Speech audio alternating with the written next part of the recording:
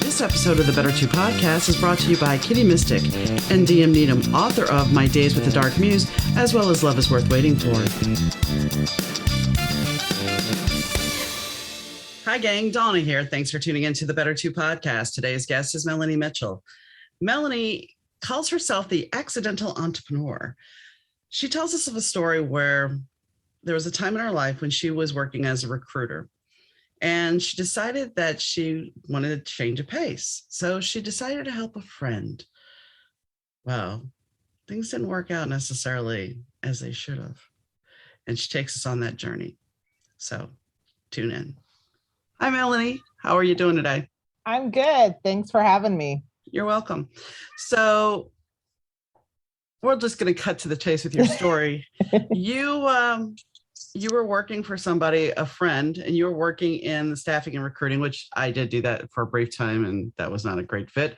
But you were doing that, and somehow this relationship with a friend, I know it ended up suffering, but how did you end up really realizing that this isn't what I want to do? So, yeah, I was a recruiter for 20 years. And in 2016, lots of stuff was happening with the company. I made a decision to leave. I was going to put myself in the job market. And I wanted to take a little bit of a break because I needed to just refresh and figure out what do I want to do? So I went to go work for a friend. And at the time, he had two businesses, and I was going to help really run from an operational standpoint, one of those businesses, and so that he could focus on something else. And then as things progressed, things were just rapidly changing. And all of a sudden he's like, no, I'm going to get rid of this business that I am supposed to be running. And I want you to help me run this other business, which financially wasn't stable. Now, in the middle of that, I should have just said, no, that's not what's for me, logically in that moment. I didn't. And that ended up just kind of spiraling. And then there, almost halfway through the year, I just kind of woke up and, out of my fog, and I was taking stock of what was happening in my life. And I said, wait a minute, I'm pursuing this man's dreams. What are mine? And realizing I didn't know what those were. And, it just, I don't know. There wasn't any, there was a little bit of signs. Things were starting to go south. And, of course, they just add up, they're little in the beginning, and then they become this mountain by the time, it all comes to fruition. And so I started okay, I'm going to go look for my own job. That started to fracture, anything that had to do with me fractured our relationship. And that's when I just was like, are you really my friend? Are you really there to support me? Or, the fact that you can't understand that what I need, emotionally, but financially, that was a big piece. And that you can't support that unless I'm supporting you 100% and sacrificing everything in my life. So yeah, it was little things that added up into becoming the mountain that it was. So there really wasn't a lot of give and take. It was all mainly take. It was definitely take. Somebody asked him once, what do you do for Melanie? What do you, you're out here trying to do all these things, but are you checking in on Melanie? And, he's a narcissist. I'm very comfortable saying that because he's a narcissist, and he made this was one of those awakening moments where he made a comparison of the Forrest Gump movie, where Forrest is in the war and he's running in and he's going in and he's pulling all the bodies out and he's running back and forth. And, it's Melanie's job to take care of all the stuff that's over here. Wow. And so then I literally sat with that, and that's always lasted with me. And I think those are the things that, when they last with you, they make sure that you never forget it, so you never go back to it. And here I am, I'm picking up all the pieces, but nobody's here picking up what's happening in my life. Sure. Nobody's taking care of, nobody's stopping and saying, are you okay? And so, when he made that analogy, that was definitely, that may have been that moment where, now that I talk about it a little bit more out loud, that it was like, oh, that went south. This is going south. Well, I think sometimes talking about things out loud helps us reframe things. If we don't reframe it, we keep it tucked away how we think the perception is. And sometimes as we get further removed from that event, we can look at it through different lenses and say, okay, my perception here was a little clouded, but it wasn't totally, or I was way off base, or I was right on track. And they always say hindsight's 2020. We can always see things much clearer than when we're going through it. But the thing is, those tests make us who we are. Absolutely. And, and at the end of the day, and people say like, you must, do you hate him? I don't have a relationship with him anymore. I made a very strategic decision to remove people that were toxic in my life. And I own the fact that I stayed, and I allowed, to a certain degree, I allowed, things to happen. And I had to take ownership of my responsibility, but also why that was in me to stay in a situation like that, and really try to dive into that of like, what is it within my own self that didn't make me, what is it that forces me to be in like really bad situations until I speak up? And until so I really own that aspect of like how I got there. But then I also fully own how I got out of it. And that's the thing. Most people don't want to confront. If you're in victim mentality, you don't want to confront why you're there. You want to wallow, you want to stay stuck. And it's not that you really want to stay stuck. It's just you're familiar with it. You're comfortable with it. So it's much easier to stay than make the changes. Because no one really wants to sit there and look in the mirror and go, oh, look at that gnarly beast that's there. Yes. It definitely was hard. I mean, I went through a complete and total life transformation. This was back in 2017, and everything in my life really upended because I had, sorry about that. That's okay. Thought I had turned off my calls, but okay. But I really went through a whole life transformation. I went through a life where financially, my careers, my friendships, relationships, all exploded in one moment. And, and it didn't happen overnight. It was a accumulation of many things. And, I hit a rock bottom. And I think sometimes though, you can't start to really analyze and really take, you can't step away from yourself and look at yourself until you hit that rock bottom. And it is scary and it wasn't pretty. But also knowing then who were those cheerleaders that were really going to support me, that were going to lift me up, even when I was that gnarly beast and I'm, not a pretty sight. Right. And I mean, that's, you find out at that moment who your true supporters are and your true friends.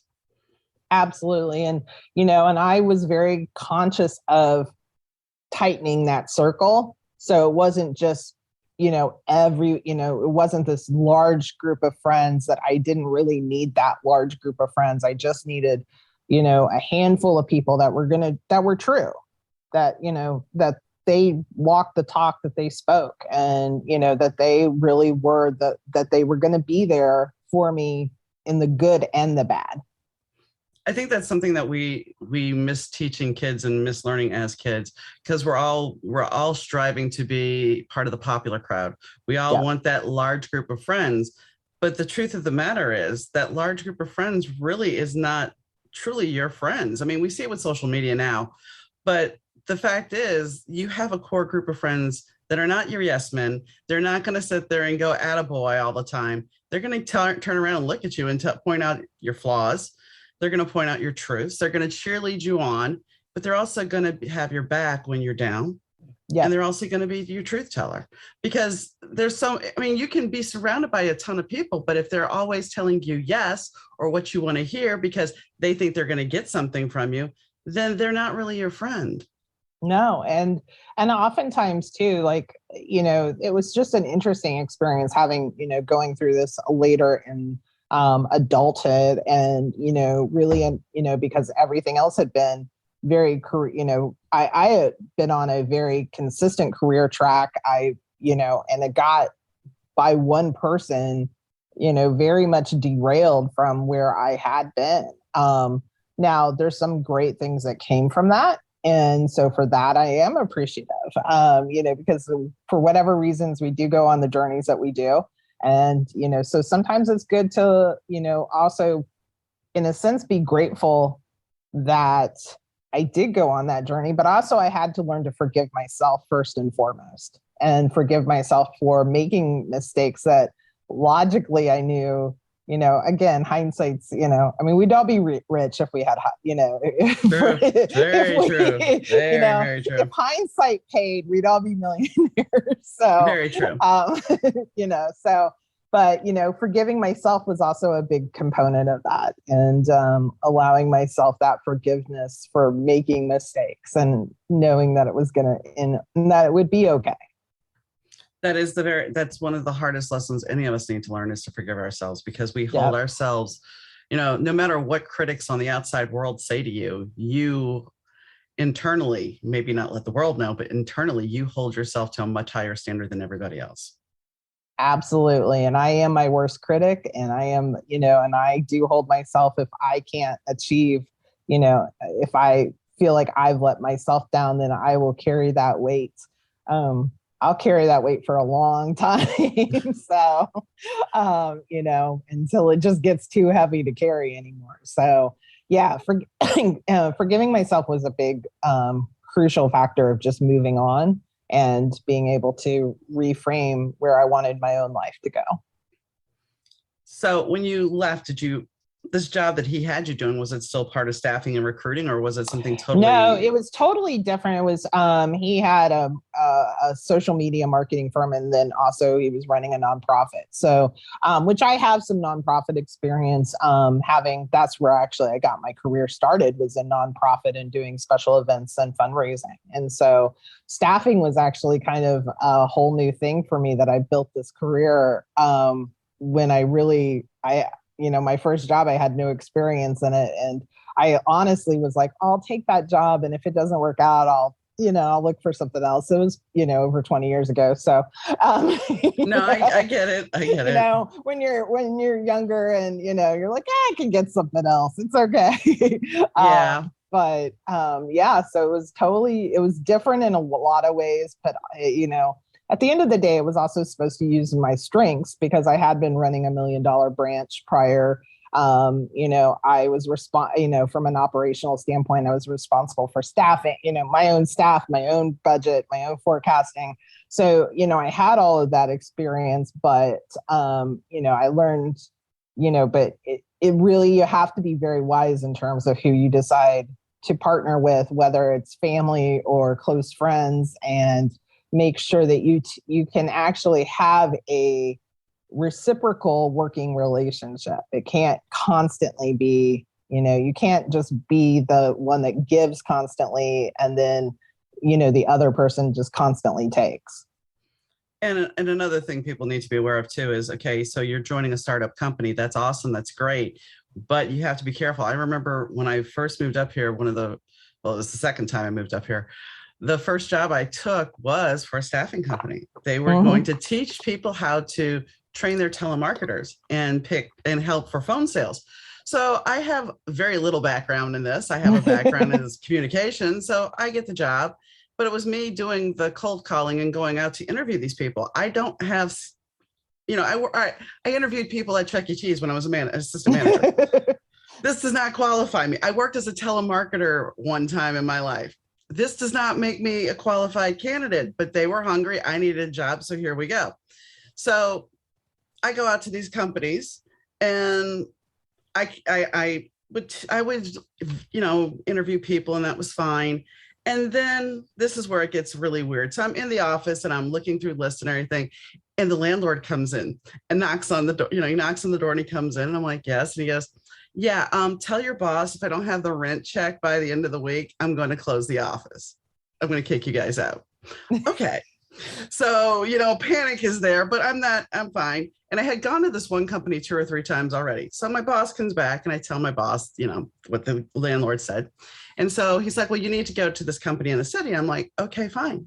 So I had already been there twice. We had never found a candidate they liked. So I interviewed people, and this one guy, it's a sales job. This one guy comes in with plaques, trophies, and everything else. And I'm just like, who brings all this to an interview? But anyway, long story short, so I wrap up the interview, and the guy who has hired this company looks at me and goes, so, out of all the candidates that you presented with me, I'm like, yeah. He goes, how about you? I'm like, excuse me? He goes, how about you? How would you like to do an inside sales job? I'm like, okay. So I'm like, I have to give 2 weeks notice, blah, blah, blah. I went back. They fired me on the spot. Yeah. And so I started the next day. I don't know what happened with the telemarketing company, but my whole point is there was so much insecurity with the telemarketing staffing company that it's like, if you know that's going on, you need to find a way out. Yeah. Yeah. And fortunately, I was presented with one. No, yeah, definitely. I mean, I think that when I started seeing writing on the wall of finances and just some things that were happening that should not have been happening, I started looking for another job, and truthfully, I landed a job fairly quickly. And that's, when a lot of that tension happened of, how dare you leave me? How dare, it was like you betrayed me. Mm-hmm. But again, it wasn't like, but I need money. Like Right. I need, I'm a single mom.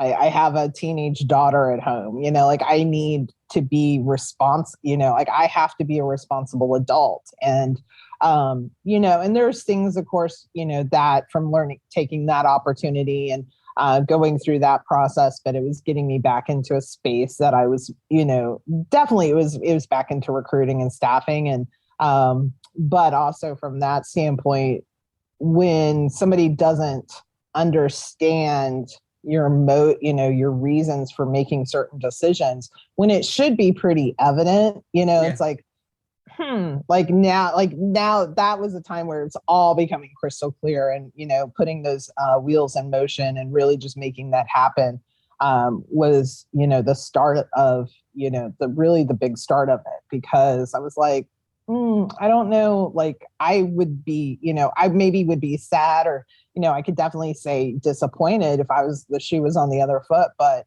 I'm not sure that I would just be angry. I'm not even sure that I could get, because I've had staff leave me before. Of course, there's always times that you're disappointed when, certain people leave and things, but, I've never been angry about it. No. And I mean, same thing with the position I was in. It's like, look, I have rent to pay. I'm splitting a place with a friend, but I still have certain necessities I have to meet. And, when the landlord is knocking on the door telling you that the office may close, you just don't get a warm fuzzy. And I mean, when I told them, I said, well, I have another, I was offered this job. They were just livid with me. And I'm like, you haven't been able to give these people a candidate that they really wanted. You guys brought these people in. I interviewed them. They weren't happy. What was I supposed to do? Right. It's like, and at some point too, other people have to, you do. And that's part of also taking away the pressure on yourself is like other people have to own their responsibility in that, in any type of relationship, whether it's career, personal friendships, whatever it is, there's 2 parties and each party has responsibilities to that relationship. And if one is not, holding up their end, then it's okay to say, okay, this isn't for me. I need to get out of this. I think one of the biggest things, and I had a guest on, wow, okay, I think season 1, this will be season 5 or season 6, I'm not sure. But I had a guest on that talked about expectations. And the truth of the matter is we don't have that conversation. We're not taught to verbalize our expectations. We're taught, especially as women and as kids, when we're kids, that you need to sit down and be quiet. You're not supposed to have a voice. And so we don't know how to communicate our expectations. And people will go, well, that's just in the bedroom. No, this is real life all the time across the board. Yeah. Even with girlfriends, you don't know how to talk to each other about the expectations of what you think should be in that relationship. Absolutely. And, and it's one of those things that I think because we don't choose to have those conversations, or we don't know how to even, we're afraid to, because it is scary. It's, especially like with girlfriends, when you have those, it's a scary thing, because you think like, oh my gosh, am I asking for too much? Or, so now we have this way about ourselves where we honestly just run and disappear. And, we don't address it with that person. And, instead of just having an honest conversation. But yeah, like if you feel like, there's always going to be a give and take. I mean, I'm a natural giver. That's just like kind of inherent of who I am. I call it, I'm a Cancer. And so, we're nurturers. And if you want to believe in the no, horoscope, I read cards, so I understand. Right. So I'm a nurturer. I'm that is, it's definitely who I am. But, so I'm always probably going to be more of a giver to, a large degree. But at the end of the day, if I feel like, is there some equal here? If we have two bottles, are they staying level? And it's okay if they shift up. My best friend and I, we joke like, because we both suffer from anxiety, and like sometimes right now she's studying for a PMP exam. She's got all these things going on. And, I'm pretty good right now. So I'm like, as long as one of us is, up and the other one is down, I said, we're okay. It's if one of us were both down at the same time, I said, the world's in trouble. So. Yeah. My husband and I used to have a blue panda that if one of us wasn't in the mood to talk or whatever, and we're kind of down, the blue panda went on the kitchen table. Yeah. And that was just, okay, I know we're just we'll just be chill today. When you were describing there's two things. The Ace of Wands in my tarot deck is basically your whole thing about how things started building up, because it builds up just nice and low and then gets bigger and bigger and then blows up. So Your whole situation, I was going to say that earlier, but I'm like, I don't know if she would subscribe to that. So I didn't. But the thing about expectations is the other problem about that conversation is, if you wait to talk to somebody about the expectations because your expectations aren't being met, they're going to blow up. Right. It's not about 75% of the time. They're not going to take onus that, hey, maybe I was wrong. I had this happen last summer. A person and I got into it, and she went after me, and I just backed off. I just let it go. Her and I are no longer friends. But here's the thing. I'm willing now to look back and say, okay, it was my expectations. It was my fault because my expectations weren't being met. However, the outburst that followed, which was uncalled for, is on her. Right. So therefore, there's an impasse and there's no going back there. But I'm willing to take ownership. And that's the thing. You have to be willing to take, if you broach that subject and it's not received well, then that's on you because you verbalize your expectations. And that's okay. But if you start verbalizing your expectations earlier, you might not get into these traps. Yeah, definitely. And I think you have to give yourself permission to have those conversations. It doesn't have to be, like I think about, it's funny because my best friend and I, we've never had an expectations conversation, but we do talk about things about like, like I feel like I'm dumping too much on you. And it's like, no, it's okay. Like we have these open conversations of like, I'm, like, oh, I'm sorry, I haven't asked how you're doing. I dumped on, I sent you a text and I just dumped on you, and wait a minute, I didn't ask how you were doing. Are you okay? Like I'm going to check in on you right now. Are you doing okay? And so, we have those moments where we're able to take that step back, and that's what makes our friendship work. That's when, because we're able to say like, no, it's okay. It's like, I'm good. Or, hey, I'm right now in this space and I can't deal, I've got this going on. Can we, talk about this later? So we have that, we have that ability to have those conversations with one another. And I think it is so important because you really have to, but you have to give yourself permission to say, I need to have that. Like, it's okay to ask for things that you need in a relationship of any kind. especially if your expectations are not being met. And you haven't been clear though on what that is. But it's also like working with a boss, they says, go do this project. And, you present something and go, well, I'm not happy with what you did. Well, were the expectations set? I had a freshman art teacher who, her and I had a personality conflict, but she would sit there and she'd come around to everybody's still life and she'd be like, oh, well, that's not right. So she comes around, draws mine, comes over and says, that's not right. And she sketches. So I go back, redraw. About the fifth or sixth time, I look at her because she's done this with everybody. And me being me and being a freshman in high school, she draws it. And I just said, okay, let's see this. So I traced over everything she drew, everything. She comes back and she looks at me and she goes, that's not right. Okay, yes, I should not have said it, but I did. I'm like, well, you drew it. I just traced over it. And I failed art. Not only because of that, she tried to bribe me to bring in Chinese peppers for her cooking class. And my mom's like, no, you're not. So I failed art. But anyway, it's not that I couldn't draw. It was just, she had an attitude with me and I had one right back.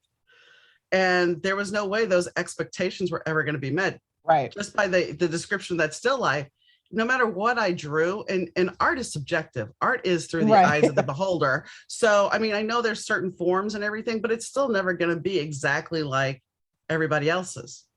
You're going to put 20 artists in the room. They're not going to paint the exact same picture. So my expectations were never going to be met. Her expectations were never going to be met. So there was no win. Absolutely. Yeah. I've never understood. My daughter had a similar, where I think it was her 8th grade art class. Like her art teacher was like, and she has creative talent. And I don't even remember what it was, but she just said, like, the art teacher was like, basically, this isn't good art. And my daughter is like, according to who? And the teacher was like, well, me, I'm your teacher. And she's like, but who are you? My daughter has always been a very, my daughter came out born just determining her own. She was 3 months. She was born early, and no matter what, they tried to stop it for 3 months and she still came early. So she's always been that little personality where she literally is like, and who are you? Well, I mean, and for like me, because I was at an all-girl Catholic school at the time, because I flunked art, I couldn't take any more art classes. So then when we moved to a different city and I went to a different school, my art teacher, I was one of his pets. He loved my work. And I took art my senior year and I was a member of the art club. So it was just like, because this one woman decided that she didn't like me, she stifled everything. Yep. And is that right? And I think since we're talking about school, we need to have a class that talks about our mental health, that talks about expectations, that talks about relationships, because whether it be your boss who's going to sit there and say, well, I don't like that project, or the teacher that's going to be like, well, that's not quality work. You need to know that, sometimes you're never going to meet somebody else's expectations because their expectations are not realistic. Absolutely. And we do need to have, these are the conversations that we should, it's great we're having them as adults, but the fact is, how much better would things have been, or easier had we had these, as kids, and understanding that, as women in particular, that you can have a voice, you can have an opinion.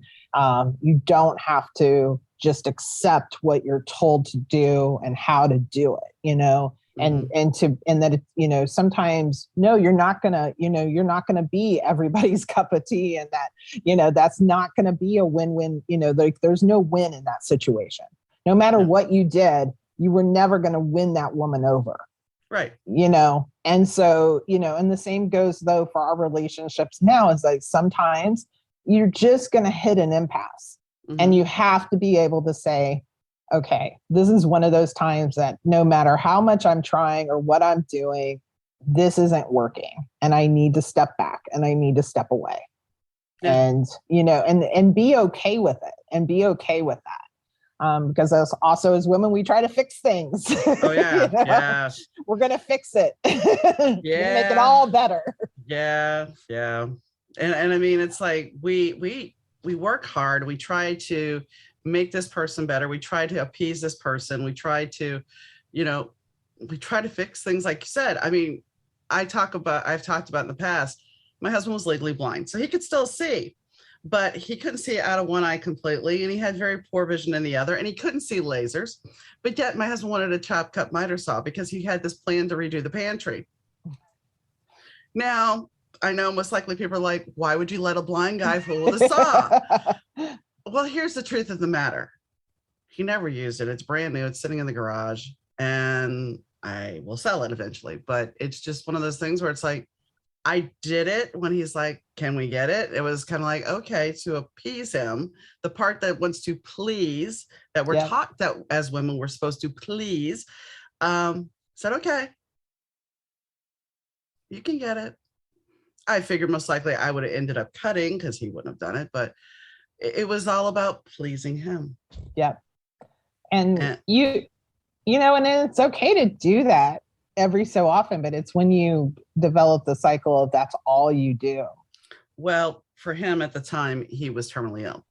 So, you know, at that point, when you're dealing with somebody terminally ill, that's a whole other set of expectations that you don't even realize you're doing until that part is over, and then you're unpacking going, wait a second, I've been living in anxiety and fear and people pleasing for X number of years, and I didn't even realize it. Oh yes, I had my mom was terminally ill, and we lost her last in December of 2020. And so and then prior to that, we had lost the year before we lost my dad. So we went through all this, you know. So this and as the daughter, you know, this is a whole other conversation. Oh yeah, I know. No, I've lost my mom. I understand. You know, but it's like one of those things where, you know, I think it's funny because I did the opposite with my mom. I didn't necessarily want to please her by giving her everything. I like wanted to push her because I wanted her to be better. You know, like I was like, no, I want my mom that is this, you know, this. It took me a while to like say, this is who she is right now. And maybe sometimes she just wants her Sonic slushie. And even though she shouldn't have the sugar, and it's like, you know, like sometimes I just needed to say, okay, let me go get she had a very special order that nobody I mean, when my grandma moved up here after Katrina, you know, she was 75 and she had been living a very modest life. And it was like, okay, I know she's diabetic and I know she really needs to watch what she has. In the same token, I also knew quality over quantity. She couldn't see. You know, I could put on a wrestling video game. She thought she was watching a wrestling match. That's how poor her vision was. So I tried to make the best. And you know, she wanted a strawberry milkshake. It's like, well, so we started with the Ensure. But then there was, you know, one day it's like, for her birthday, it's like, well, I'm going to go get you a strawberry frappuccino. She had never had one before. It was a great treat for her. So sometimes, especially when you're dealing with the fact that these may be their last days, and you know that, which is the hardest thing in the world to deal with. Yeah. You kind of say, okay, quality versus quantity. Do you want them to enjoy, or do you want them to be eating gruel and miserable? Right. I mean, and you have to turn around, look back at your own self and go, how do I want to live my last days? Yeah. Yeah, that was definitely a teaching moment for me, just because I would fly back and forth from Maryland to Missouri and help take care of her for like a month at an end. And then like we had friends and family and things like that were helping. And, you know, and as the perpetual kid, you know, I wanted my mom just to be the mom that I knew, you know? Yeah. And so it took a long time for me to kind of get to that point of where, not just to fight it, you know, not to, you know, and of course we also, you know, but then I'd have to deal with things like, oh, I want to go to Walmart. Like she'd want to go to Walmart every day. And this was during COVID. And so I'm like, Mom, you can't go to, like, we can't, like, I don't want to go to Walmart. Yeah. Like, I don't want to go to Walmart and I'm not getting COVID. Okay. Yeah. So I'm like, you're not going to Walmart. Like, we don't need to go to Walmart every day, Mom. You know, so it's just like, you know, fight, you know, we would argue over like, you know, and of course now again, hindsight, you know, I'm like, those are all silly, stupid things and didn't really matter in the big picture of life. And, you know, and again, it's like, okay, if she wants to go to Walmart, okay, let's just buck it up and yeah, peas. and Yeah, and peas. and go back to being that, you know. But yeah, you have to, you know, it's a picking and choose kind of thing. It's assessing it and being able to, you know, sometimes it's good to take a step back and remove yourself from situations and just look at it and go, okay, what am I doing? Where am I at and what am I doing? And how, you know, is this good for me? Is it good for the other person? You know, and take stock of things. It's funny because right before I started this, my stepsister emailed me or texted me a picture of my dad and her. And it's like, guess I haven't seen my dad in a while. And it's like, wow, yeah, my dad is starting to look old, you know, and it's weird because you don't think about it. It's like you can still go back in time and think about when you were 20. And it's like, well, wait a second.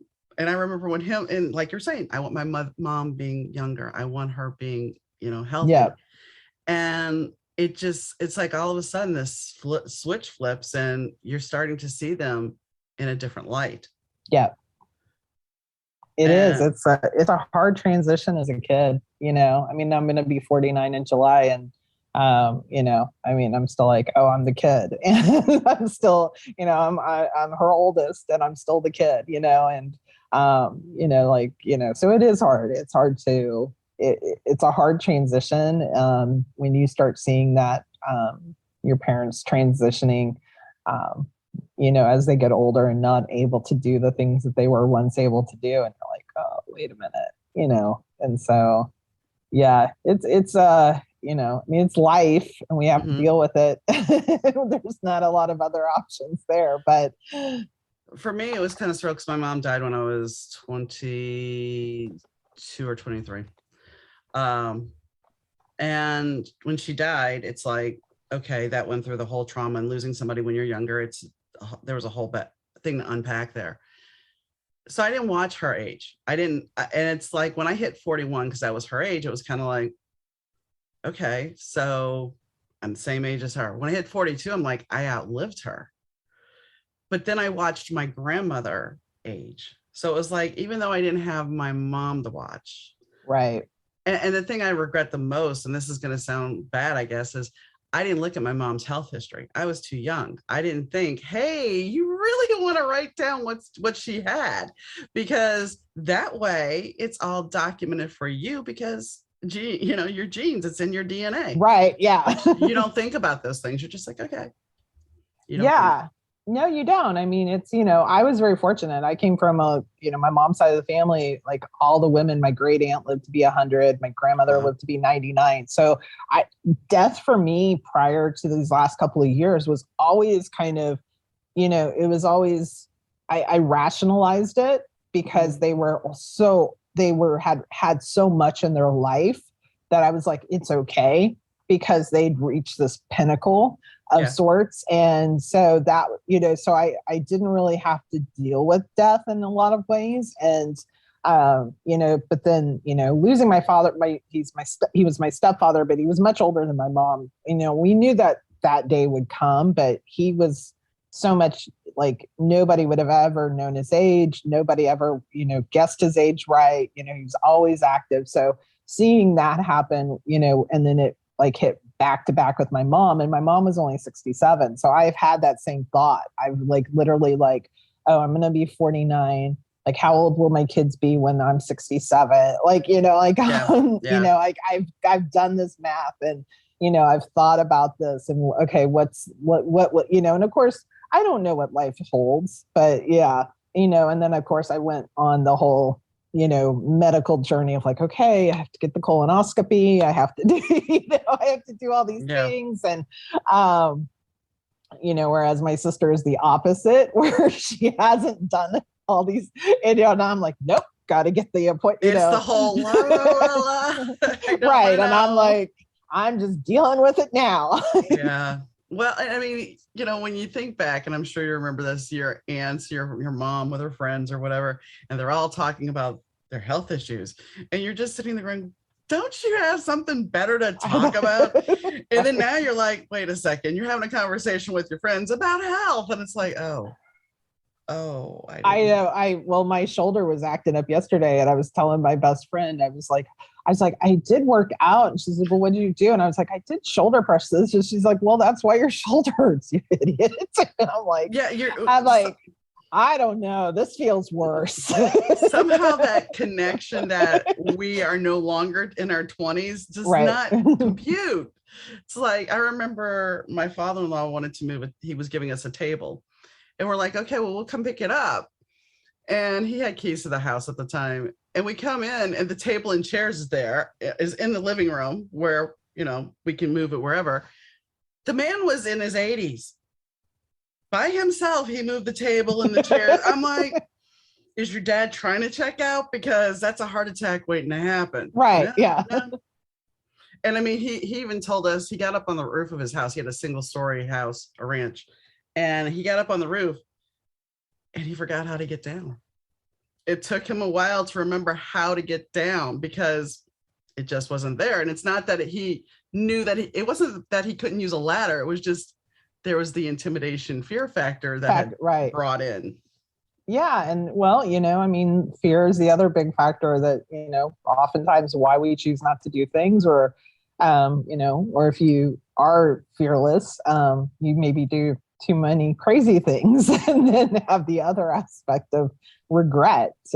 So, but yeah, I mean, it's definitely, I think when, life throws you curveballs and, definitely losing my mom was one of those things that, it puts a lot of things in perspective and it's just, I don't tend to get as stressed out about certain things as much anymore. They still peak up, but for the most part, I just kind of I take things more in stride because I'm just like, hey, we don't really know how much, time we all have on this planet. So, I've got to choose how I'm going to, what is the energy I'm going to expend on certain people and things. So, right.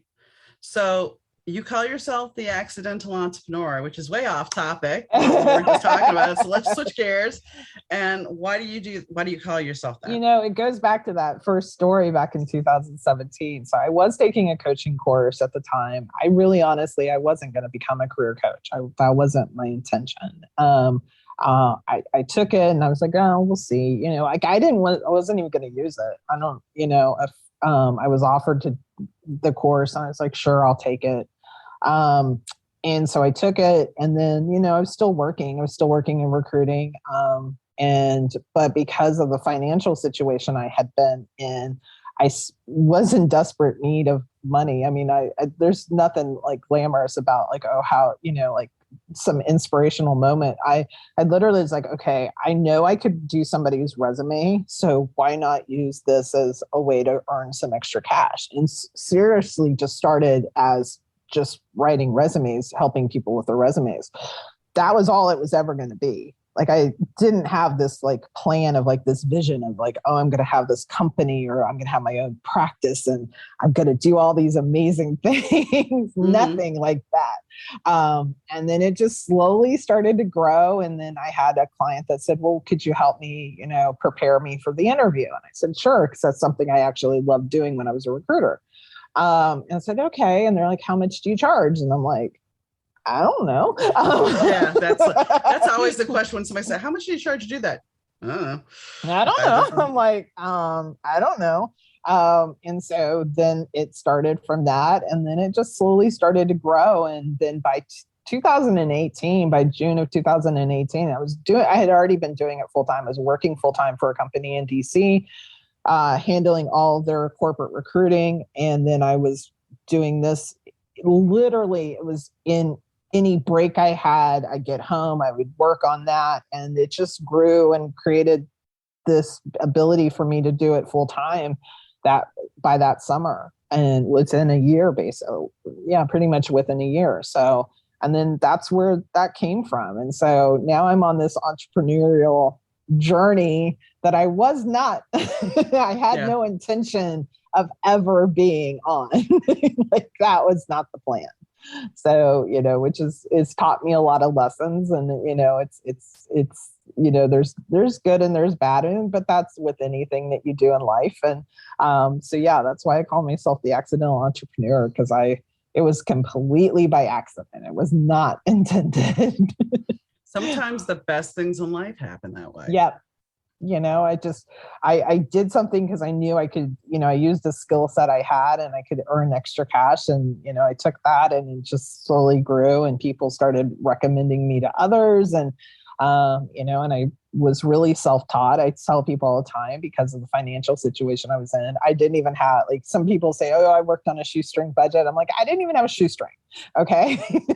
I made like one investment in myself that was like, it wasn't even really substantial, but at the time it was substantial to me, and, and it paid off. And I was like, okay, I can, like that paid off already. Like I can, I can do this. And so I've always been kind of scrappy in that sense. When it's come to my career, and, I was always kind of a scrappy kid anyway. So, that part of it is finally paid off, being the scrappy kid. So. And I mean, that's the thing, is sometimes you have to keep pushing. You can't just give up. Yeah. Well, and I couldn't. I had my daughter, she's 19 now, and, she was living with me at the time. And, like I couldn't give up. I couldn't, Right. I couldn't, back then I couldn't lay in bed all day, even though that's what I wanted to do. I had hit a really high level depression and lack confidence in myself. And, but I had to get her to school. I had to get her to field hockey practice or theater or whatever she had going on. She still relied on me. And, she still needed a mom. And so I couldn't give up. And, I couldn't just throw in the towel and say, okay, this is my life. And, something just, she was definitely the motivator to continue to push me. But also just rediscovering, like, that I could still, that I still had abilities, that's people that I could still go out and not just create a business for myself, but also I, still went out and got a new job, and was able to do all of that on my own.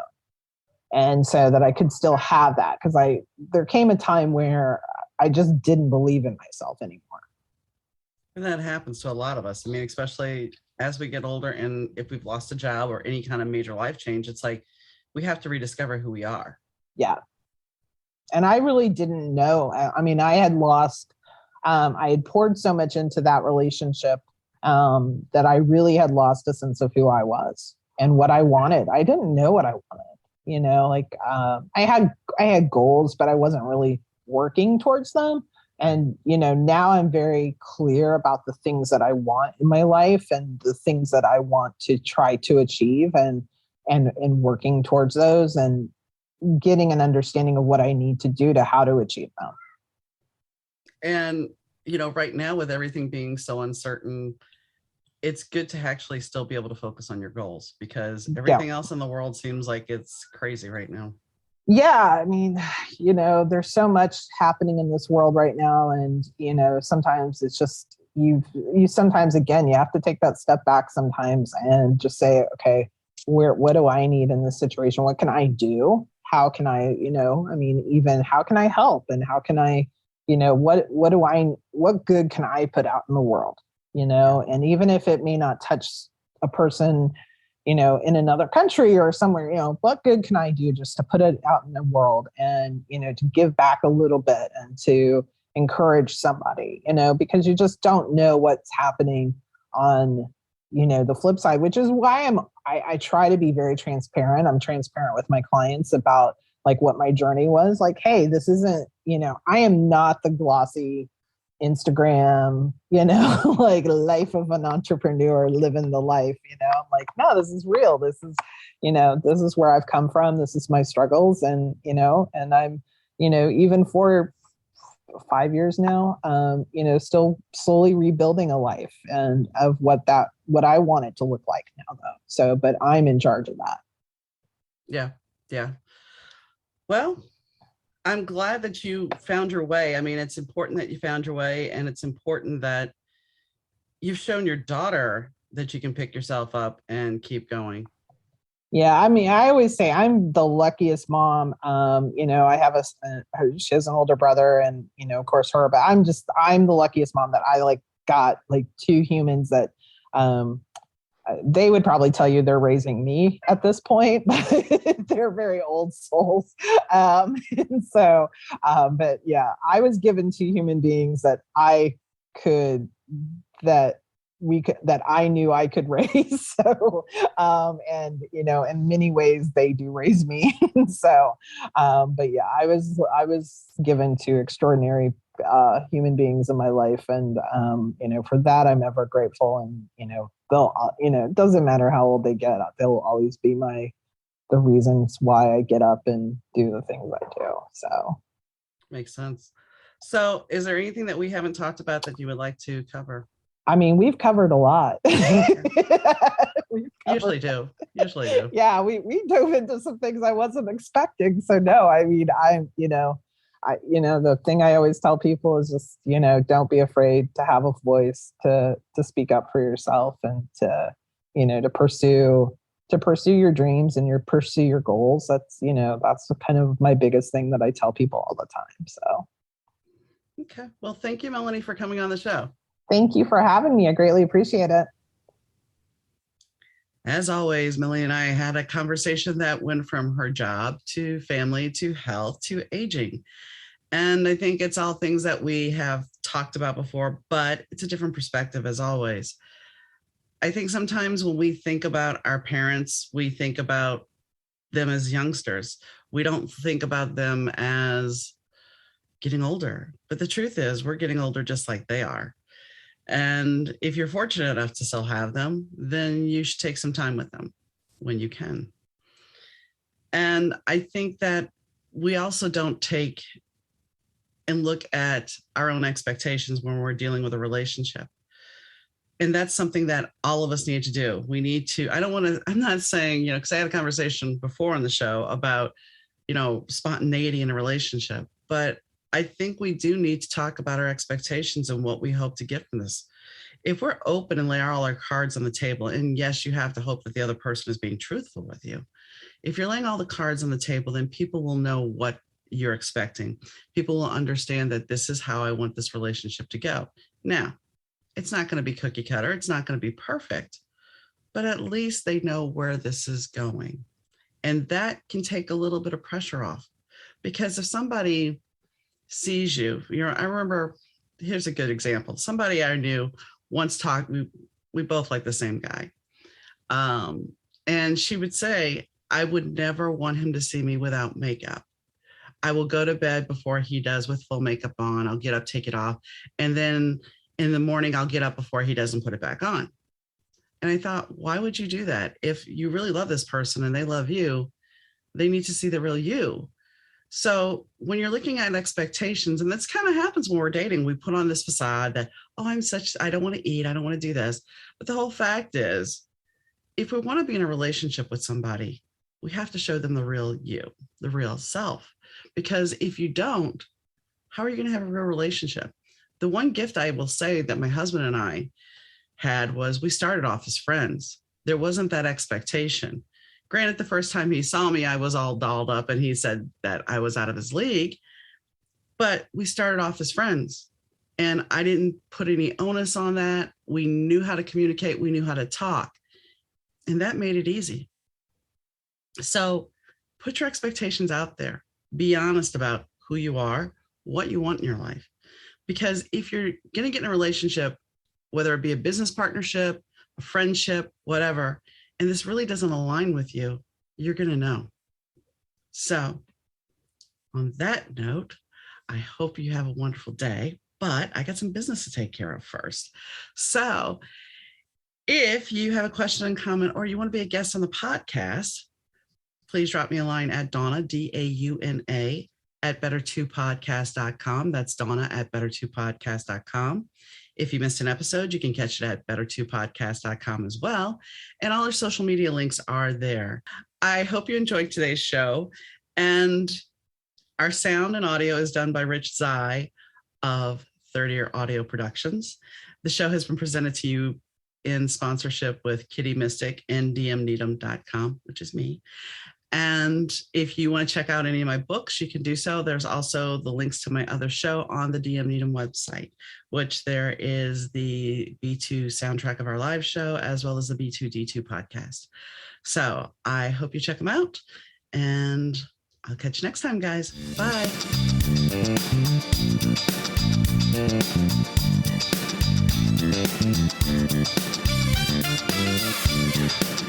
The Better 2 podcast is mixed, edited, and produced by Rich Zai of Third Ear Audio Productions.